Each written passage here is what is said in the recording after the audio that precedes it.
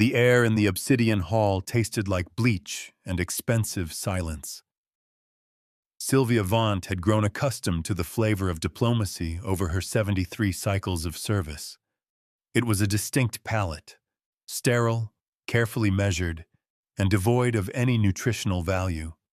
The kind of air that had been scrubbed, polished, and filtered until it lost all memory of organic life. She breathed it in through the delicate membrane folds beneath her jaw, tasting the faint undertones of recycled polymers and the metallic tang of the environmental stabilizers humming somewhere in the walls. Her heels clicked against the black glass floor. A precise rhythm, one she had practiced for decades. Click, pause, click, pause. The sound echoed off the obsidian pillars that rose toward a ceiling lost in shadow, and for a moment she felt the weight of every diplomat who had walked this same path before her. The weight of treaties signed in blood, of wars averted by careful words, of species who had trusted the wrong people and paid for it in extinction. She did not intend to join their ranks. The delegation from the Drossy Concordance waited at the far end of the hall, arranged around a table carved from a single piece of petrified coral. They were bird-like creatures, all sharp angles and glittering black eyes, their feathers fluffed outward in a display of casual dominance. There were 6 of them. Each one carried the subtle bulge of a concealed weapon beneath their ceremonial robes. Sylvia had counted the shapes twice already. Behind her, somewhere in the vast emptiness of the hall, her bodyguard walked. She tried not to listen to him. It was easier that way. Caleb was a human, a species she had studied extensively before agreeing to this assignment, though no amount of academic preparation could have braced her for the reality of sharing enclosed spaces with one. The files had described them as bipedal mammals from a Class 4 deathworld.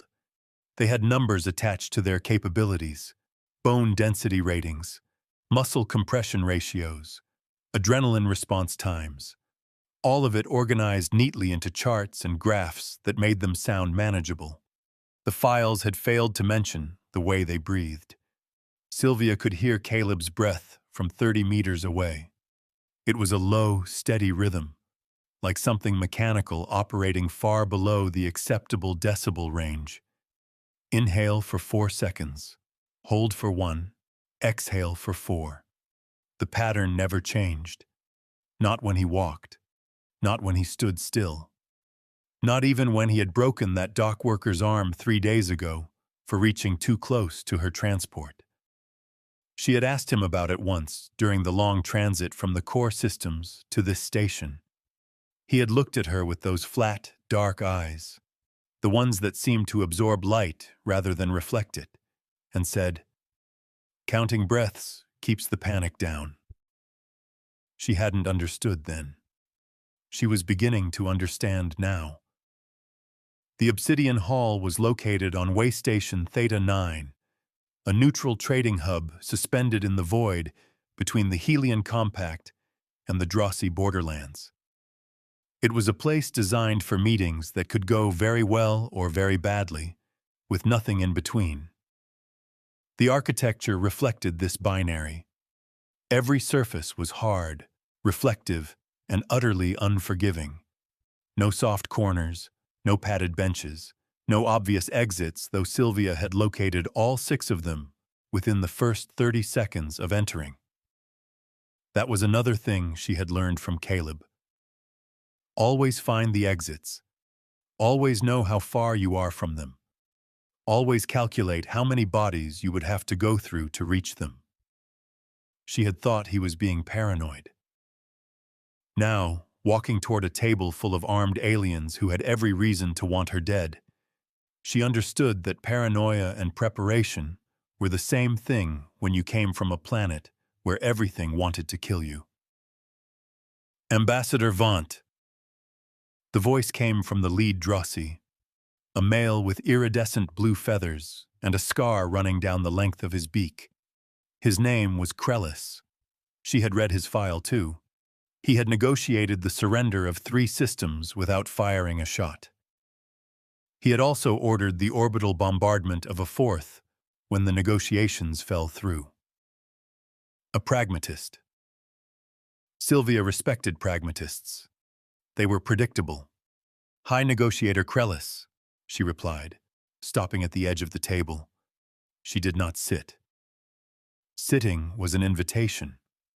Sitting implied trust. "Thank you for agreeing to meet on neutral ground."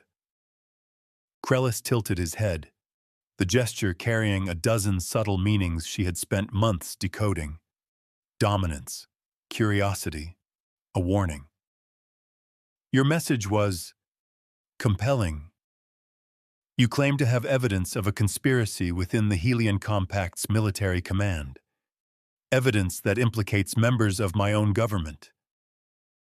"I claim to have evidence of a conspiracy that threatens both our nations," Sylvia corrected. She reached into the folds of her diplomatic robes and withdrew a small data cylinder, placing it on the table between them. "What you choose to do with that evidence is your affair. I am simply here to deliver it." The Drossi delegates exchanged glances. Their feathers ruffled, then smoothed. Sylvia had learned to read that particular tick as well.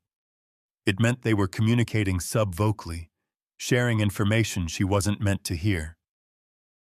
She looked past them, toward the far wall of the hall. There was a door there, hidden behind a panel of black glass. Her exit. Approximately 40 meters away. She calculated the distance without thinking, the same way she had calculated every distance since leaving the core systems. Somewhere behind her, Caleb's breathing continued its steady rhythm. "You understand the implications of what you are suggesting," Krellis said slowly. His black eyes fixed on her face, searching for deception. "If this evidence is genuine, it would mean the war we have been fighting for the past 12 cycles was engineered, manufactured. That billions of lives were sacrificed to enrich a handful of military contractors and political dynasties." "I understand," Sylvia said. "And you are willing to testify to this before the Interstellar Tribunal?" "I am." Another exchange of glances among the Drossi. This time their feathers did not smooth. They bristled, stood on end. A warning sign she had never seen before outside of combat simulations. Sylvia's hand moved instinctively toward the chemical neutralizer hidden in her sleeve. Not a weapon. She wasn't foolish enough to bring a weapon into a diplomatic meeting, but the neutralizer would buy her time. 2 seconds of disorientation. Enough to run. "How unfortunate," Krellis said softly. The lights went out. Total darkness. For a fraction of a second, the room was suspended in an awful, suffocating silence. Then a high-pitched electronic squeal pierced the air, and Sylvia heard the sound of 6 chairs scraping against the black glass floor simultaneously. She didn't wait to see what happened next. Her training took over. The neutralizer was in her hand, her thumb pressed against the activation stud, her body already turning toward the hidden exit. She had memorized the layout of the hall. She knew exactly how many steps it would take to reach the door. 19. 19 steps, and she would be in the maintenance corridor, and from there... A hand closed around her wrist. The grip was gentle, almost tender. But it stopped her dead in the darkness, and when she tried to pull away, she discovered that she might as well have been trying to promote a bulkhead. "Wait," Caleb's voice said. Low, gravelly, calm. "They're going to kill us," she hissed. "No, they're not." The emergency lights flickered on. Dim red illumination flooded the hall, casting everything in shades of blood and shadow. Sylvia blinked, her eyes adjusting slowly, and what she saw made her breath catch in her throat. The Drossi delegates had not moved to attack. They were frozen in place, their chairs abandoned, their hands reaching for weapons that would never be drawn. Because standing between them and Sylvia, his massive frame blocking the path to her completely, was Caleb. He had moved without her hearing him, without her feeling him pass. One moment he had been behind her, 30 meters away, breathing his steady rhythm. The next, he was here, his body a wall of muscle and bone and something she couldn't quite name, something that made the Drossi hesitate even though there were 6 of them and only one of him. "The human," Krellis said. His voice had changed. The diplomatic smoothness was gone, replaced by something sharper, more wary. "We were told you would be unarmed." "I am unarmed," Caleb said. It was true. Sylvia had insisted on it. The terms of the meeting had been clear. No weapons, no armor, no tactical support. Just a diplomat and her assistant, walking into the lion's den with nothing but words to protect them. She was beginning to regret that decision. "Then step aside," Krellis said. "This does not concern you." Caleb didn't move. His hands hung at his sides, relaxed, open. His breathing hadn't changed. 4 seconds in, 1 second hold, 4 seconds out. But his eyes, those flat, dark eyes, were scanning the room with a focus that made Sylvia's skin prickle. "It concerns me," he said quietly. "She's my principal. You want her, you go through me." One of the Drossi laughed. It was a harsh, grating sound, like stones grinding together. "You are one being, a primitive from a backwater planet. Do you truly believe you can stop us?" Caleb tilted his head slightly. The gesture was almost identical to Krellis's earlier movement, but where the Drossis had been political, this was purely tactical. He was measuring distances, calculating angles, deciding how many of them he could reach before the first weapon fired. "You'd be surprised what a primitive from a backwater planet can do," he said. The emergency lights flickered again, and then the world exploded. Later, Sylvia would struggle to piece together exactly what happened in the next 60 seconds. Her memory would fragment into snapshots, images and sounds and sensations that didn't quite fit together, like pieces of a puzzle from different boxes. She remembered the first Drossi drawing his weapon. It was a plasma projector, compact and deadly, designed to fire bolts of superheated gas that could melt through armored hull plating. She remembered the glow of its power cell warming up, casting green light across the delegates' sharp features. She remembered Caleb moving, not running, not charging, moving. There was a difference, though she couldn't have articulated it at the time. Running was desperate. Charging was aggressive. What Caleb did was neither. He simply crossed the distance between himself and the armed Drossi in a way that seemed to violate physics, his body flowing through the space like water through cracks in a dam. She heard the sound of the plasma projector firing. Once, twice. The bolts seared through the air, leaving trails of superheated atmosphere in their wake. One of them passed so close to her face that she felt her skin blister. Neither of them hit Caleb. He was already inside the Drossi's guard, his left hand clamping down on the delegate's wrist, his right driving upward into the soft tissue beneath the bird-like creature's jaw. The impact was wet. Final. The Drossi crumpled without a sound, his weapon clattering to the floor. 3 others were already moving, their own projectors rising. their black eyes wide with something that might have been fear. Sylvia opened her mouth to scream a warning, but Caleb was already gone, spinning away from the fallen delegate and driving his shoulder into the chest of the nearest attacker. The sound of bone breaking echoed through the hall. Sylvia had heard bones break before. It was an occupational hazard of diplomatic work. There were always assassins, always bodyguards, always the wet crunch of violence happening just out of sight. But she had never heard bones break like this. These weren't the sharp snaps of fragile avian skeletons. These were deep, grinding cracks, like someone stepping on dry wood. Caleb released the second Drossi and caught the third by the throat. The delegate's feathers were fully extended now, his beak open in a silent scream, his claws scrabbling uselessly at the human's forearm. Caleb held him at arm's length, his expression unchanged, his breathing still steady. Inhale, hold, exhale. The Drossi kicked and thrashed, but he might as well have been fighting a statue. "Stop," Krellis said. His voice cut through the chaos like a blade. The remaining delegates froze, their weapons half raised, their bodies trembling. Sylvia's heart was hammering so hard she could feel it in her teeth. She stared at Caleb, at the delegate dangling from his grip, at the two bodies crumpled on the black glass floor.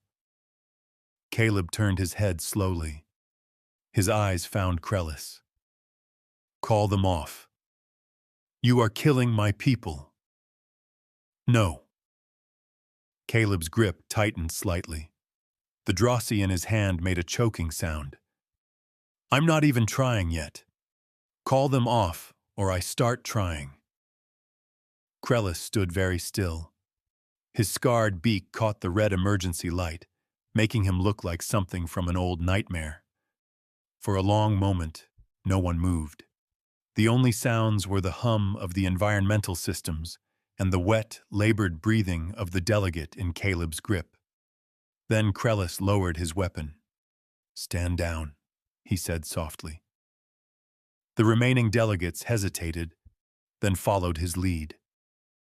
Their projectors dropped to their sides, their feathers smoothed against their bodies. One of them made a soft, keening sound that might have been grief or fear or both. Caleb held the delegate for another 3 seconds. Then he opened his hand. The Drossi dropped to the floor in a heap, gasping and clutching at his throat. Caleb stepped back, putting himself between Sylvia and the remaining delegates again. His hands were still relaxed at his sides. His breathing hadn't changed, but there was blood on his knuckles. "The data cylinder," Krellis said. His voice was flat now. All the emotion had drained out of it, replaced by something cold and calculating. "You came here to deliver it. Deliver it, and leave. We will not stop you." Sylvia's hand trembled as she reached for the cylinder.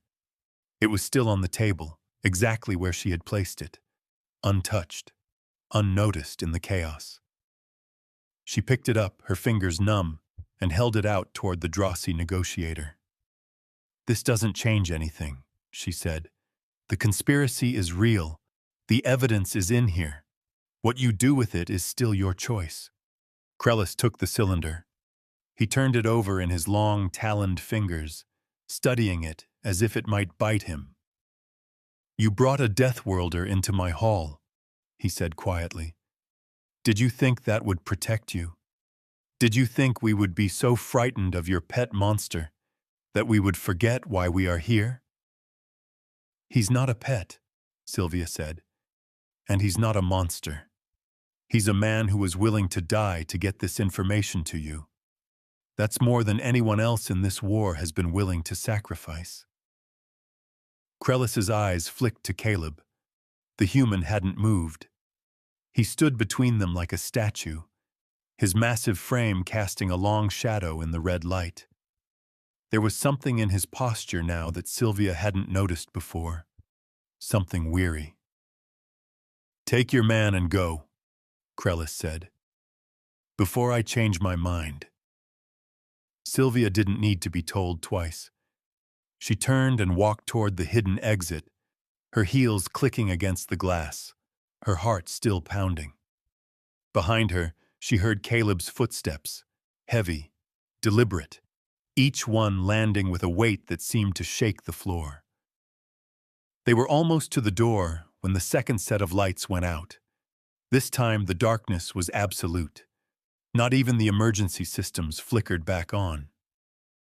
Sylvia stopped, her hand reaching out blindly, her mouth opening to call Caleb's name. A hand found hers in the dark. Warm, calloused, steady. "Don't move," Caleb whispered. The air changed. Sylvia couldn't explain how she knew, but she felt it. A shift in pressure, a subtle alteration in the room's atmosphere. Something had entered the hall. Something that wasn't drossy. Something that moved without sound and breathed without rhythm. She heard Caleb's breathing change for the first time. The pattern shifted. Faster now. Inhale for 2 seconds. Hold for 2. Exhale for 2. His grip on her hand tightened, not painfully, but with a purpose that made her bones ache. "What is it?" she breathed. "I don't know yet," he said, "but it's big, and it's not alone." In the darkness, something laughed. It was not a pleasant sound. The maintenance corridor was narrow, poorly lit, and smelled like recycled urine. Sylvia had never been so grateful to be anywhere in her life. She leaned against the cold metal wall, her legs threatening to give out beneath her, and tried to remember how to breathe.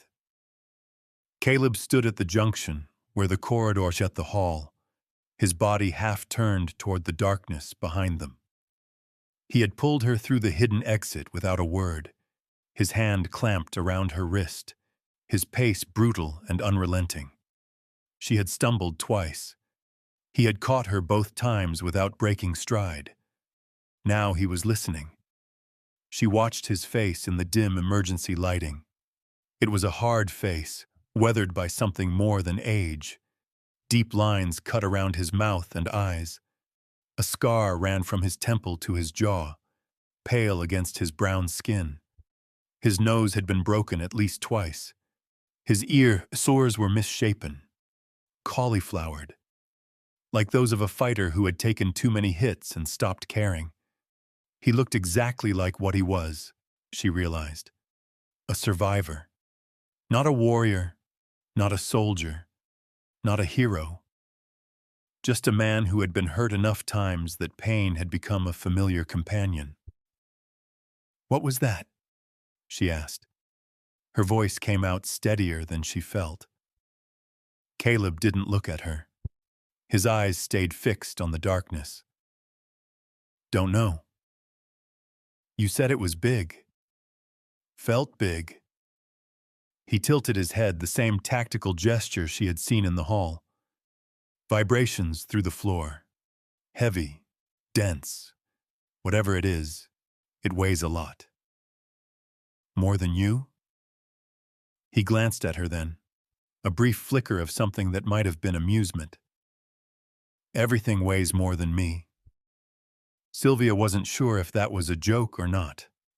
Humans were already heavier than most species their size, their dense bones and packed muscles giving them a mass that seemed disproportionate to their height. She had read the statistics. An average human male weighed almost twice as much as a Drossi of similar dimensions. But Caleb wasn't an average human male. He was 220 pounds of muscle and scar tissue, and something else.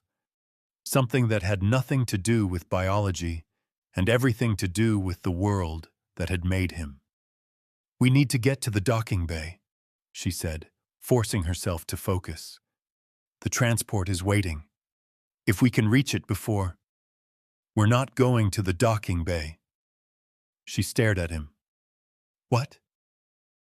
They'll have cut it off already. He finally turned away from the junction, his eyes scanning the corridor in both directions. This wasn't a simple assassination attempt. The Drossi weren't trying to kill you. They were trying to delay you. Delay me for what? Caleb's jaw tightened. For whatever laughed in the dark. Sylvia felt cold spread through her chest. She had been a diplomat for 73 cycles. She had seen betrayals, assassinations, political maneuvers that would make a venom snake blush. But she had never felt this particular kind of cold. This was the cold of realization. The cold of understanding that she had walked into a trap she hadn't even known existed. The conspiracy, she said slowly. It's not just in the Helion Compact.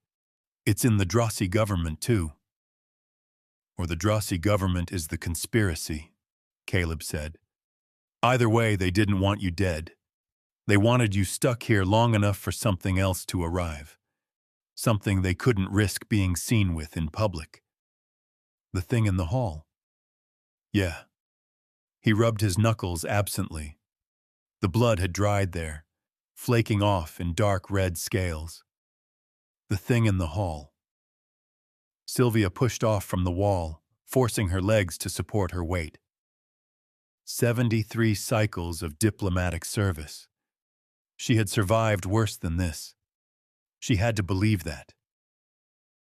Is there another way to the docking bay? There's always another way.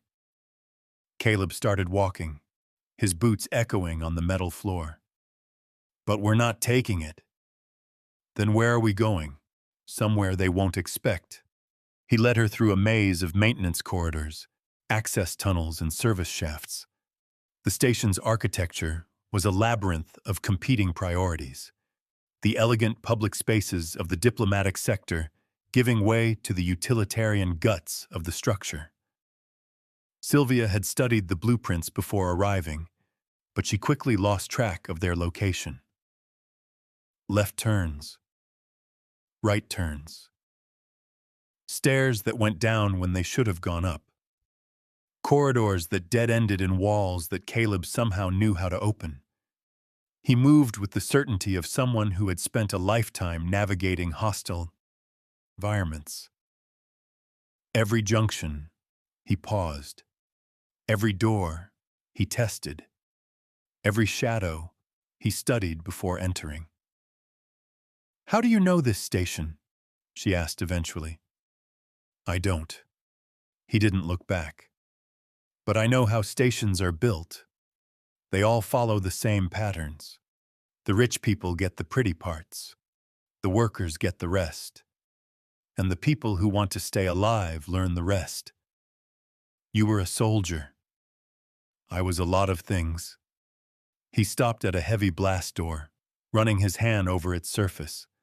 Soldier, dock worker, bouncer, construction. You pick up skills. And which skill taught you to navigate alien maintenance corridors in the dark? He found something on the door, a latch, a release when she couldn't see what, and the panel slid open with a groan of protesting machinery. The skill where you don't ask questions and just keep moving. The corridor beyond was different, wider, colder. The floor was bare metal instead of the cheap polymer of the maintenance tunnels, and the walls were lined with conduits and pipes that hummed with barely contained energy. Sylvia recognized this part of the station. They were near the Environmental Control Center, the lungs of Way Station Theta 9. Why are we here? She asked. Caleb pointed to an access panel on the far wall. Because that leads to the external maintenance gantries. And the external maintenance gantries lead to the emergency beacon array. You want to send a distress signal. I want to send a specific distress signal to a specific frequency that only one ship in this sector will hear. He crossed to the panel and began working on its seals. The one that brought us here. The transport is gone. You said so yourself. The transport is gone. The ship that brought the transport isn't. Sylvia blinked. You hit a ship on the outside of the station? I hit an escape pod on the outside of the station. He popped the panel open and reached inside, his thick fingers manipulating components she couldn't see. It's not much. Single occupant, minimal life support, sublight thrusters only. But it'll get us clear of the station's gravity well, and once we're clear, I can signal for extraction. From who? From people who owe me favors. He pulled something out of the panel, a circuit board, blackened and smoking. There. That should trigger the emergency beacon. We've got maybe 10 minutes before security shows up to investigate. He turned to face her, and Sylvia saw something in his expression that made her stomach drop. Weariness. Resignation. The look of a man who had done this too many times and was tired of doing it again. What aren't you telling me? She asked. Caleb was quiet for a moment. Then he said, The thing in the hall. The one that laughed. I know what it is. You said you didn't know. I lied. He walked past her back toward the blast door. I wanted to get you clear before I told you, but we're out of time. Told me what? He stopped at the threshold, his massive frame silhouetted against the dim light of the maintenance corridor. There's a reason the Drossi hired mercenaries instead of using their own people. There's a reason they wanted to delay you instead of killing you outright. And there's a reason whatever was in that hall didn't attack immediately. What reason? Caleb turned his head. In the darkness, his eyes seemed to glow, not literally, but with an intensity that made Sylvia's breath catch. Because they're not the ones in charge anymore. Someone else is pulling the strings, someone who doesn't care about treaties or diplomacy or the lives of politicians. Someone who wants something from you. Something you don't even know you have. That's not an answer. It's the only one I've got. He stepped through the blast door, gesturing for her to follow. Now move. We've got 8 minutes before security arrives, and I'd rather not be here when they show up. Sylvia followed. What choice did she have? The Environmental Control Center was a cathedral of machinery. Towering banks of processors lined the walls, their indicator lights blinking in slow, hypnotic patterns. Massive pipes ran overhead, carrying atmosphere and water and waste throughout the station. The air was thick with the smell of ozone and lubricant, and the constant hum of the life support systems vibrated through the floor, up through Sylvia's legs, settling in her chest like a second heartbeat.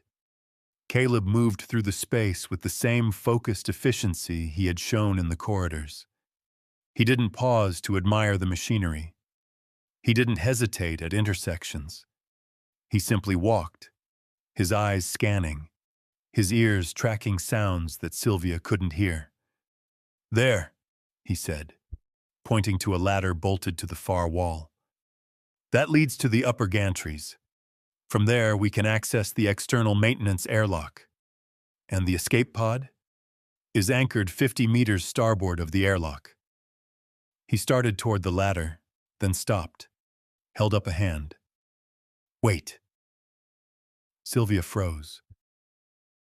What is it? Listen. She listened.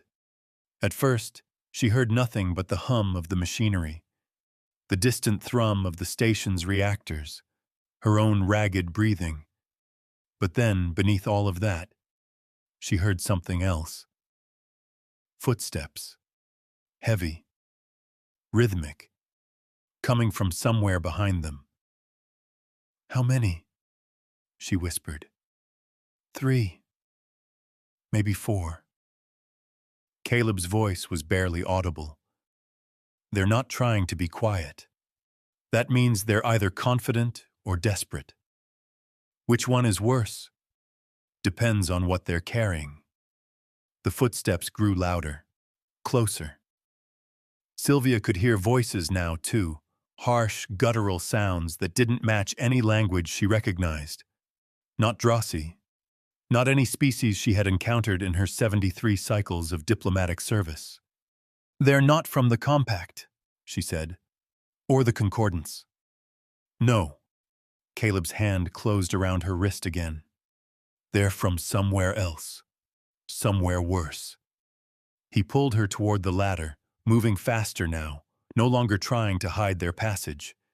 His boots clanged against the metal grating, each step echoing through the cavernous space.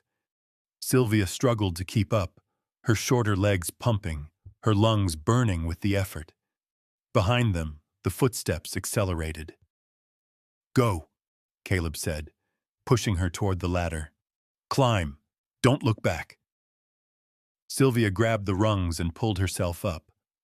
The metal was cold against her palms, slick with condensation from the environmental systems. She climbed as fast as she could, her diplomatic robes tangling around her legs, her heart hammering against her ribs. Below her, she heard Caleb start to climb as well. The ladder groaned under his weight, the rungs bending slightly with each step. Then she heard something that made her blood turn to ice. Gunfire. Not plasma projectors. Not the stun weapons favored by station security. These were kinetic weapons. Old technology. Primitive technology.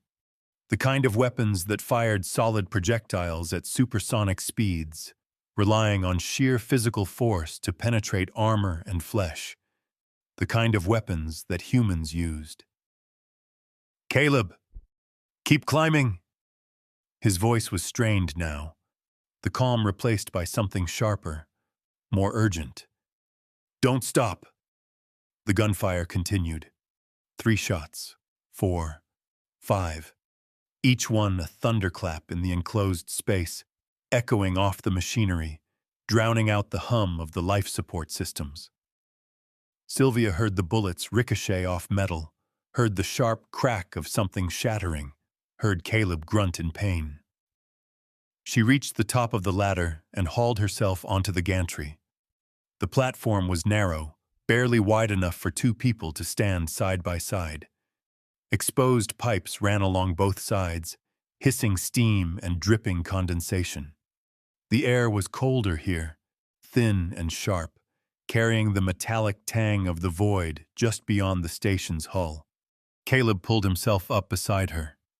His face was pale, his jaw clenched, his right arm pressed tight against his side. Dark fluid seeped between his fingers. "You're hit," she said. "Graze." He didn't look at the wound. His eyes were fixed on the ladder behind them. "Keep moving." They ran along the gantry, their footsteps echoing off the metal. The emergency airlock was ahead, a massive circular door set into the station's hull. Caleb reached it first, his bloody fingers working the release mechanism. Behind them, boots clanged on the ladder. "Open," Caleb growled, slamming his palm against the release. "Come on, open." The door cycled open with a hiss of equalizing pressure. Beyond it, Sylvia could see the external gantry, a narrow walkway suspended in the void, leading out to the emergency beacon array, and somewhere beyond that, the escape pod. She didn't hesitate. She ran through the airlock, her lungs burning, her legs screaming, her entire body focused on one simple objective: survive. Caleb was right behind her. She heard him slam the airlock closed, heard the locking bolts engage, heard the hiss of atmosphere being vented from the chamber. Then they were outside, on the surface of the station, with nothing but a thin metal walkway between them and the infinite black of space. Sylvia had never been outside a station without a ship around her. The experience was terrifying in ways she hadn't anticipated. The stars were too bright. The void was too dark. The silence was too complete, broken only by the sound of her own breathing inside the emergency suit that Caleb had somehow produced from a storage locker beside the airlock. He had one too. His was already sealed, the helmet obscuring his features, making him look like something from an old nightmare. He gestured toward the far end of the gantry, then started moving, his magnetic boots clanging against the metal with each step. Sylvia followed. Her own boots weren't magnetic. She was too light, too fragile to need them. But Caleb had secured a tether between them, a thin cable that connected her suit to his. If she lost her footing, he would hold her. If he lost his footing, she would fall with him. The escape pod was exactly where he had said it would be.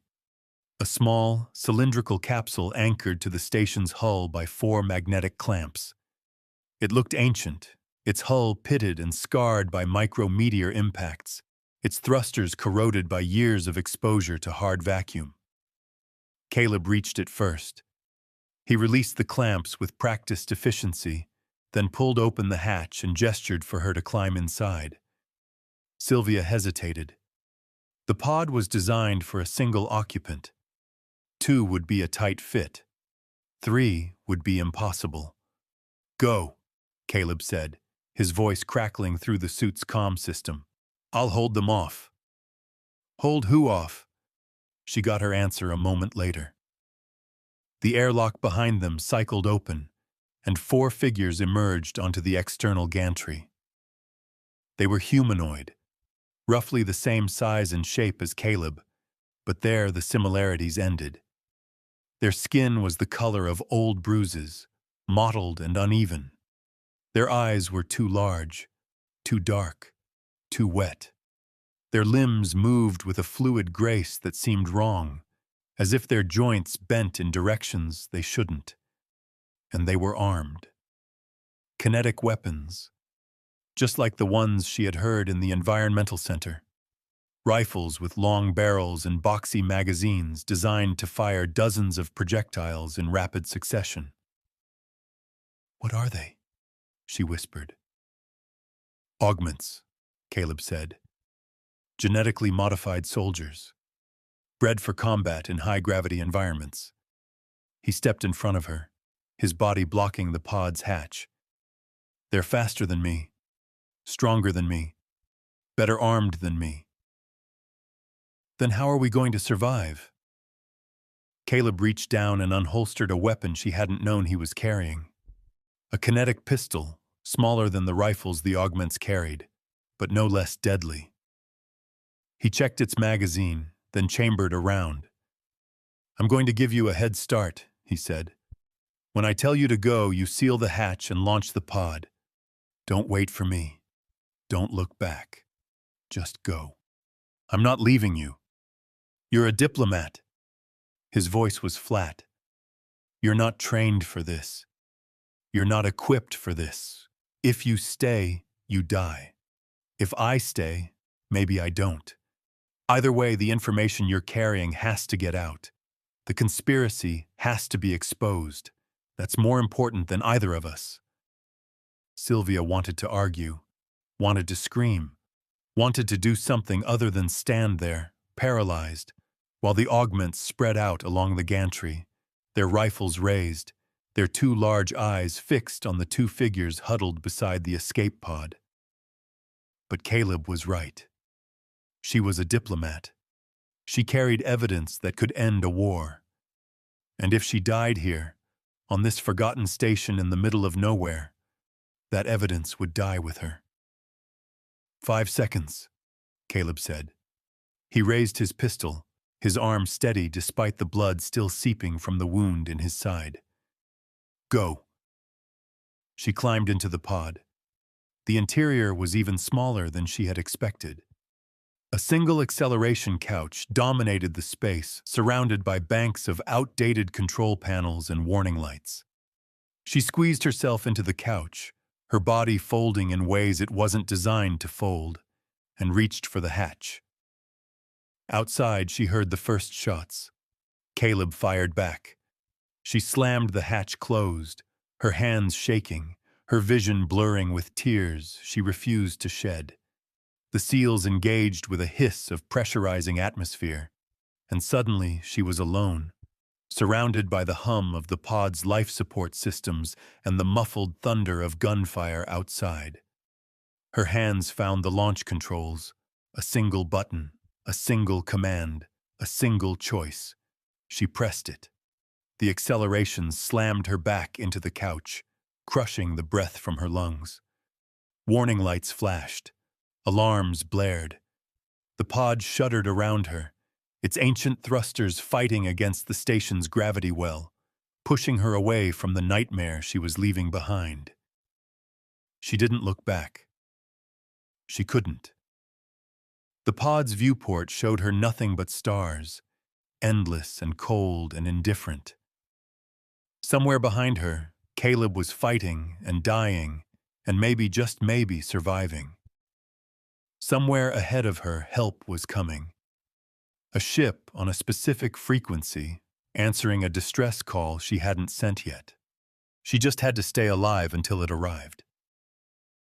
The pod's comm system crackled to life. "Ambassador Vant." The voice was smooth, familiar, terrifying. "It seems your pet monster isn't as loyal as you believed." Sylvia's blood ran cold. "Krellis. The human surprised us. We didn't expect him to sacrifice himself for you. That level of devotion is unusual for his species." "He's not dead." "No," Krellis agreed. "He's not. But he's also not coming to save you. The augments have him pinned down on the gantry, and our ships are already moving to intercept your pod. You have nowhere to run, Ambassador. No one to protect you. No one to fight for you." Sylvia looked at the control panel. The distress beacon was still offline. The escape pod's sublight thrusters were burning through their fuel reserves with every second, and the Drossi ships were closing in, their signatures appearing on the tactical display like predators circling wounded prey. She had nothing. No weapons. No allies. No hope. "Why are you doing this?" she asked. "What do you want from me?" "We want what you have," Krellis said. "The evidence you're carrying, the names of the conspirators, the proof that the war was manufactured." He paused. "We want to destroy it." "You're part of the conspiracy." "I am. Conspiracy, Ambassador. I have been since the beginning. Every death, every battle, every world reduced to ash. All of it was my design. And now that you know the truth, I cannot allow you to leave." Sylvia closed her eyes. 73 cycles of diplomatic service. She had seen betrayals before. She had seen monsters wear the faces of friends. But she had never seen anything like this. Never imagined that one person could be responsible for so much suffering. "You won't get away with this," she said. "Someone will find out. Someone will stop you." "Who?" Krellis laughed. It was the same laugh she had heard in the darkness of the obsidian hall. The same cold, mocking sound that had made her blood freeze. "The Helion Compact is on the verge of collapse. The Drossi Concordance is already mine. And the rest of the galaxy is too busy fighting each other to notice what I'm doing. There is no one left to stop me." The tactical display showed 3 ships now, their icons closing fast. Sylvia had maybe 2 minutes before they were in weapons range. Maybe 3 before they disabled her pod and dragged her back to the station. She should have stayed with Caleb, should have fought, should have died with him instead of running away like a coward. The comm system crackled again. "Ambassador." Another voice, gruff, familiar, alive. "Caleb?" "I'm here." He sounded exhausted, in pain, but alive. "Listen to me," The pod's distress beacon. There's a manual override. Red switch, left side of the control panel. Flip it. She found the switch. Flipped it. The beacon came online, its signal broadcasting on a frequency she didn't recognize. Not the standard emergency band. Not any band she had ever used. Something else. Something specific. "What did you just do?" she asked. "Called in a favor," Caleb said. "Now hold on. This is going to get rough." The Drossi ships opened fire. Plasma bolts streaked through the void, glowing green against the blackness of space. The first volley missed, passing harmlessly to port. The second volley was closer, close enough that she felt the heat through the pod's hull. The third... The pod lurched, spun. Sylvia screamed as centrifugal force slammed her against the acceleration couch, her vision narrowing to a tunnel, her consciousness flickering at the edges. Then, as suddenly as it had started, the spinning stopped. She opened her eyes. The tactical display was chaos.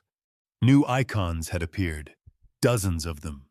Ships emerging from somewhere she couldn't see, their signatures unlike anything in the Drossi or Helian databases.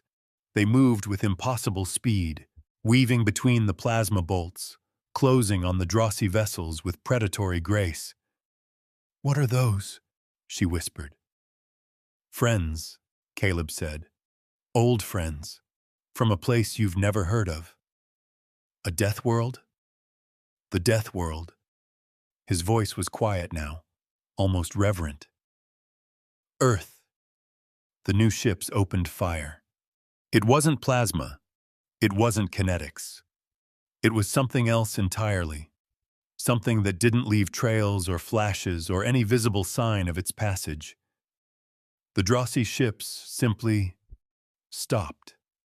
Their icons froze on the tactical display, then winked out one by one, as if they had never existed. Silence filled the pod. Sylvia stared at the display, her mind refusing to process what she had just witnessed. 3 warships, destroyed in seconds, by weapons she couldn't see, from ships she couldn't identify. "Caleb," she said slowly, "who exactly did you call?" The comm system was silent for a long moment. Then a new voice spoke, female, calm, cold. "Ambassador Vant, this is Captain Chen of the EDF Indomitable. You're in a lot of trouble. But don't worry." A pause. "We're here to make it worse." The viewport filled with the silhouette of a ship unlike any Sylvia had ever seen. It was massive, dark, angry. Its hull was covered in weapons batteries and sensor arrays and armor plating thick enough to shrug off orbital strikes.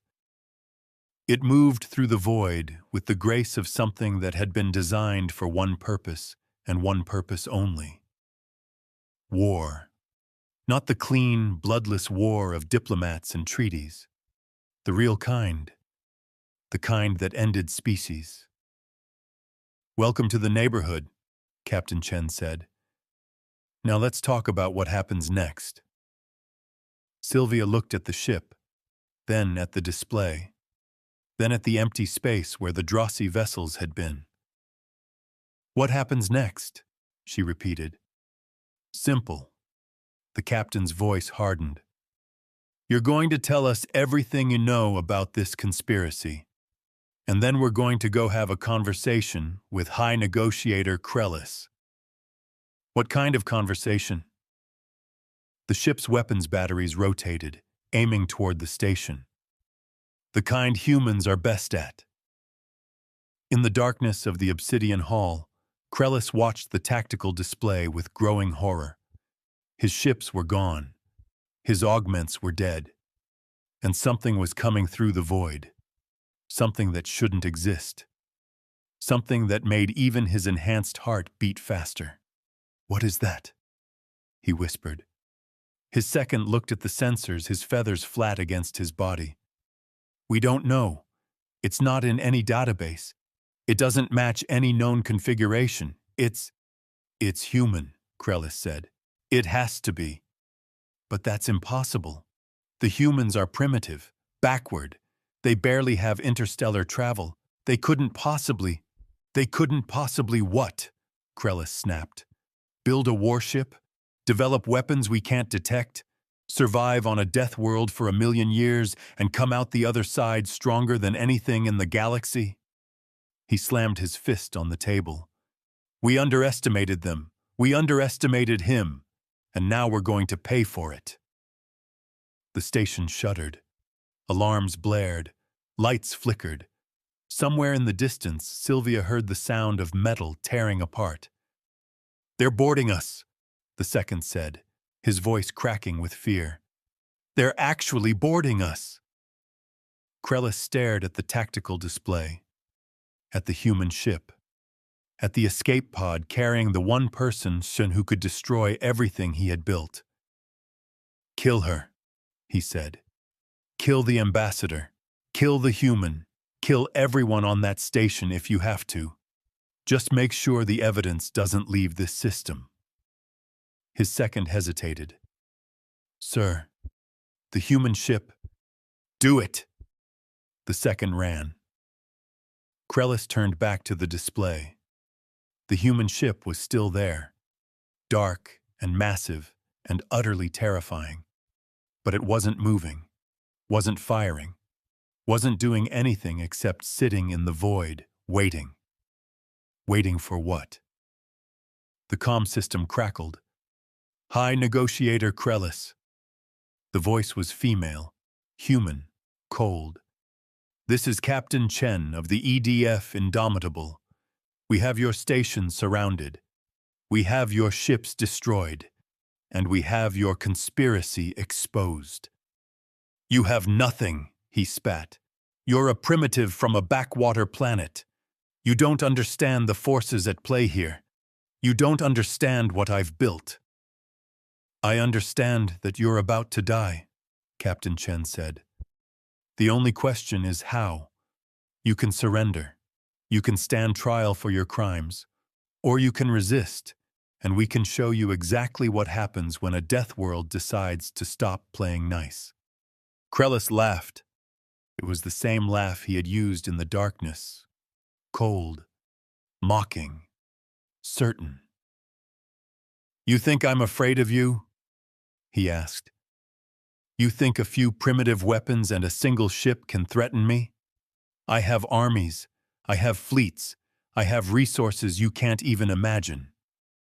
And we have Caleb, Captain Chen said. The station shuddered again. This time the alarms didn't stop. The lights didn't flicker. Something exploded somewhere in the maintenance sections, and Krellis felt the station's artificial gravity fluctuate, felt the floor drop out from under him for a split second before the systems compensated. What was that? He demanded. His second's voice came through the comm, panicked and breathless. Sir, the human, the one from the hall, he's not dead.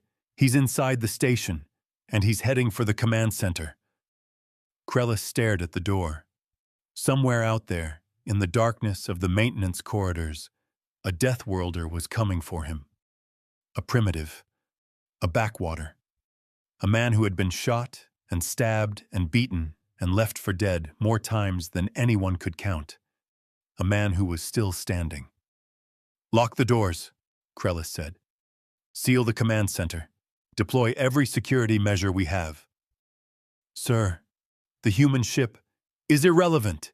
The human is what matters. Kill him. Kill him now. The comm went silent. Krellis waited. The lights went out. In the darkness, he heard the sound of breathing. Slow, steady. Inhale for 4 seconds. Hold for 1. Exhale for 4. And then, just before the emergency systems kicked in, he heard something else. The sound of a door being torn off its hinges. Caleb stepped into the command center, his boots crunching on broken glass. His right arm hung at his side, still bleeding, still useless. His face was a mask of cuts and bruises. His eyes were flat and dark and utterly without mercy. "Hi," he said. "We need to talk." Krellis reached for his weapon. Caleb was faster. The fight lasted 4 seconds. When it was over, Krellis lay on the floor, his beak broken, his feathers scattered, his body screaming with pain. The human stood over him, breathing hard, his fists bloody, his expression unchanged. "The conspiracy," Caleb said. "You're going to tell me everything. Every name, every planet, every operation. And then you're going to tell the galaxy what you did." "Or what?" Krellis spat. "You'll kill me?" "No." Caleb knelt beside him, his voice dropping to a whisper. "Killing you is too easy, too fast. You don't get to die, Krellis. You get to live. You get to watch everything you built burn. You get to see your conspiracy exposed, your allies arrested, your empire crumble. And when there's nothing left, when you've lost everything and everyone you ever cared about, then you get to die. You're a monster." "No." Caleb stood. "I'm just a man from a planet that taught me how to survive. The monsters are the ones who started a war for profit. The monsters are the ones who sacrificed billions of lives for power. The monsters are the ones sitting in this room, looking at me like I'm the problem." He turned and walked toward the door. "The EDF will be here in 10 minutes, he said. "I'd recommend you have a statement ready." The door closed behind him. In the darkness of the obsidian hall, Sylvia watched the human ship approach the station. Its weapons were still trained on the docking bay. Its sensors were still sweeping the void for threats. Its captain was still waiting for an answer. "Captain Chen," she said into the comm, "I'm ready to talk." "Good." The captain's voice was softer now, almost kind.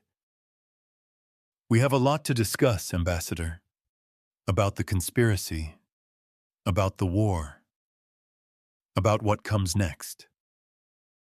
"And about Caleb?" A pause. "Caleb is special. He's one of ours. One of the few who left Earth and never came back. He's seen things, done things, things that would break most people. He saved my life. He does that." Another pause. "It's what we do. We save people. We fight for people. We die for people. It's the only thing we're good at." Sylvia looked at the viewport, at the stars, at the ship that had come to save her. "What happens now?"